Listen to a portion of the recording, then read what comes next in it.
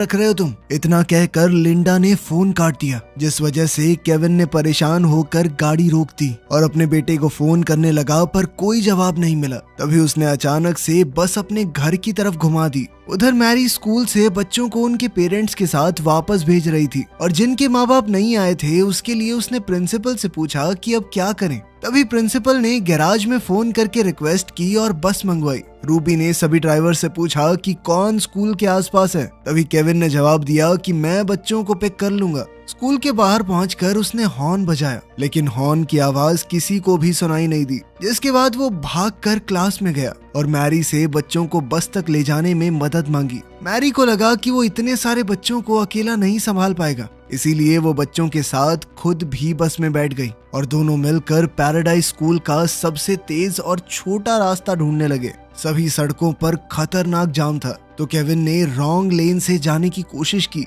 लेकिन तभी अचानक से आग बुझाने वाला ट्रक आ गया। वो लगभग टकराने ही वाले थे, लेकिन बाल बाल बच गए। रोड के साइड में भी छोटी छोटी जगहों पर आग लगी हुई थी। वो उसके ऊपर से होते हुए एक सेफ जगह पर पहुंच गए। उधर रूबी रेडियो पर केविन से बात करने की कोशिश कर रही थी, लेकिन कोई जवाब नहीं मिला। फिर उसने अपने असिस्टेंट से फोन करवाया तो पता चला कि केविन के फोन में सिग्नल भी नहीं है। ठीक उसी वक्त पूरे पैराडाइज शहर को भी आग लगने से पहले खाली करने के ऑर्डर दे दिए गए, क्योंकि आग अब पूरी तरह बेकाबू हो चुकी थी। केविन से बात करने की आखिरी नाकाम कोशिश के बाद रूबी और बाकी सभी कर्मचारी भी गैराज छोड़कर नजदीकी शहर की तरफ निकल पड़े, क्योंकि उस शहर में अब सबकी जान खतरे में थी। सफर के दौरान केविन मैरी से बातें करने लगा ताकि वो थोड़ा शांत हो सके, और तब उसे पता चला कि मैरी ने अपनी पूरी जिंदगी इसी छोटे से शहर में गुजारी है, जबकि केविन अपनी जवानी के दिनों में यहाँ से चला गया था। वो कुछ महीने पहले ही लौटा जब उसे अपने पिता के गुजर जाने की खबर मिली।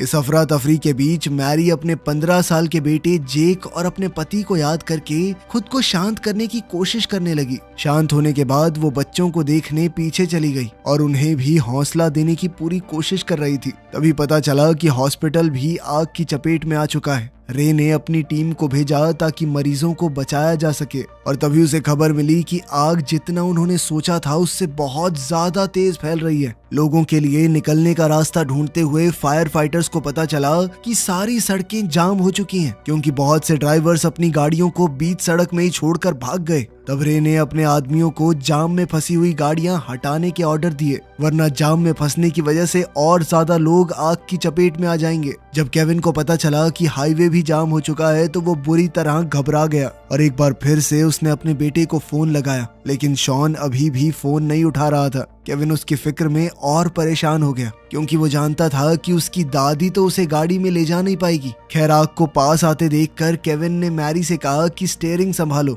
और वो खुद नीचे उतरकर जाम को थोड़ा खुलवाने लगा ताकि वो लोग जल्द से जल्द वहां से निकल सकें। रास्ते को थोड़ा साफ करने के बाद केविन ने दोबारा स्टीयरिंग संभाला। ये सोचकर उसने चैन की सांस ली कि अब तो पैराडाइज स्कूल से हम कुछ ही मीटर दूर हैं, लेकिन उनकी परेशानियां तो अभी शुरू ही हुई थी। वहां पहुंचकर उन्होंने देखा कि स्कूल भी आग की लपटों में झुलस रहा है और रेडियो बंद होने की वजह से रूबी इस बारे में उसे बता भी नहीं पाई। जल्द ही मैरी बस से उतर गई। उसे उम्मीद थी कि कुछ बच्चों के माँ बाप तो उन्हें ढूंढते हुए यहाँ पर आए होंगे, लेकिन जल्द ही वो समझ गई कि यहाँ पर कोई नहीं है, सभी इंसान यहाँ से जा चुके हैं। उसे समझ नहीं आ रहा था कि वो क्या करे। उसने केविन से कहा कि हमें बच्चों को लेकर जल्दी ही दूसरे शहर में जाना होगा। शायद बाकी लोग भी आग से बचने के लिए वहीं गए होंगे। अपने आसपास हर तरफ आग और राख देखकर बच्चे बहुत घबरा गए थे। उन्हें लग रहा था कि वो कभी अपने माँ बाप से नहीं मिल पाएंगे, लेकिन मैरी उन्हें जैसे तैसे शांत करने की पूरी कोशिश कर रही थी। इस इलाके से बाहर निकलने के लिए जब केविन एक बड़े हाईवे की तरफ बढ़ा, तभी उसने देखा कि बिजली की तार हिल रही है और फिर अचानक उनमें से एक तार टूटकर नीचे भी गिर गई, जिस वजह से कई दुर्घटनाएं हुई।